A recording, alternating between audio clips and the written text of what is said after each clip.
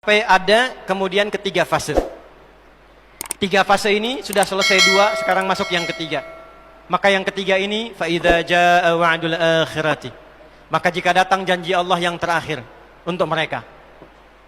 Apa fase yang ketiga ini? Ada tiga bagian lagi. Satu, liyasu'u wujuhakum. Yang kedua, waliyadkhulul masjida kama dakhaluhu awwala marrah. Yang ketiga, waliyutabbiru ma'alahu tatbira. Ya. Satu sekarang sedang diperlihatkan, liyasu'u wujuhakum.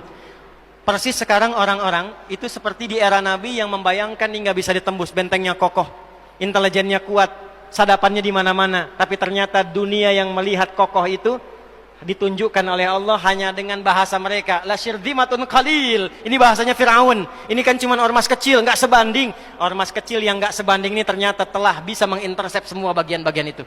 Dia bisa tembus bentengnya, dia masuk ke dalamnya. Liyasu'u wujuhakum. Tujuannya bukan untuk menunjukkan mereka mampu, bukan. Untuk menggugah dunia kalian kemana saja. Yang kalian anggap itu hebat, itu mampu, itu dahsyat, ternyata bisa ditembus, dipermalukan di wajah dunia. Satu, janji Allah tiba.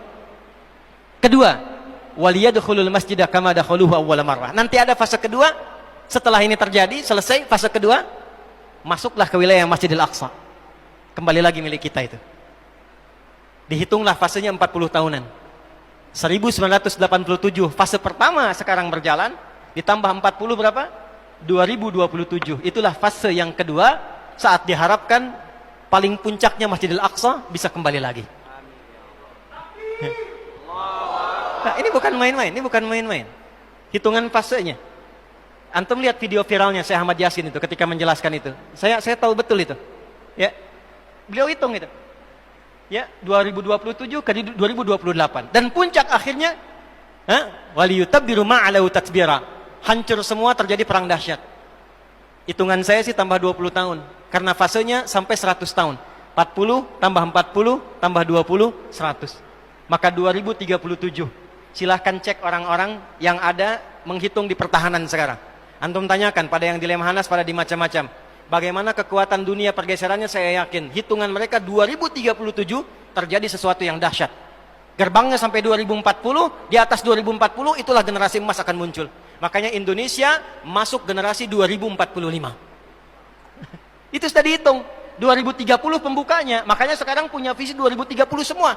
Saudi visi 2030, Rusia, Cina, Afrika Selatan, Brazil visinya 2030 dengan bikin bridge itu. Semua visinya ke sana. Dan yang paling dahsyat, hitungan itu secara spesifik isyaratnya sudah ada dalam Al-Qur'an. Dan ini bukan ilmu utak-atik, bukan viral TikTok. Ingat. Ini sudah sejarah yang berlangsung dari penelitian masa lalu. Maka wajar kalau sekarang mereka takut dikepung. Kenapa? Karena ketika Hamas datang dengan pasukannya darat, laut, udara, itu mempraktekkan surat Al-Hasyr yang sudah mereka pelajari bertahun-tahun. Datang lewat darat, lewat laut, lewat udara. Takut mereka semua. Maka dikontaklah kemudian kolega-koleganya. Datanglah kapal induk 2 dari Amerika. Satu lagi datang, Inggris datang, kemudian Kanada datang, Jerman siapkan pasukan. Kenapa? Karena trauma dengan pengepungan. Satu. Ya. Cuma satu itu saja. Ya, sekarang apa yang harus dilakukan? Ada 3 bagian. Satu, doa. Yang kedua yang bisa kita mampu. Kemarin alhamdulillah kita kirimkan bantuan kemanusiaan. Semua kompak. Ya, perlu Palestina sekarang yang menderita untuk menyatukan Indonesia. Presiden, menteri, ulama, macam-macam kumpul kirim bantuan. Apakah untuk kompak dan damai itu perlu penderitaan Palestina untuk menyatukan kita? 2 sudah. Yang ketiga, fatwa MUI sekarang. Produk-produk yang dijual di dunia ini, yang hasilnya diperbantukan pada agresi Zionis, maka fatwa keluar MUI sekarang. Haram hukumnya bagi umat Islam untuk mengonsumsinya. Allahu Akbar. Dan saya ikut fatwa itu. Bikin listnya, viralkan dari sekarang. List. Makanan-makanan, barang-barang, semua yang dijual dari sana jangan konsumsi lagi. Jangan beli lagi. Itu tekanan yang terbaik untuk melahirkan kedamaian saat ini. Kita tidak ingin ada rumah sakit, gereja, masjid dibom lagi, dihancurkan lagi. Caranya gampang, tekan semuanya sampai selesai. Ya, itu yang bisa kita lakukan.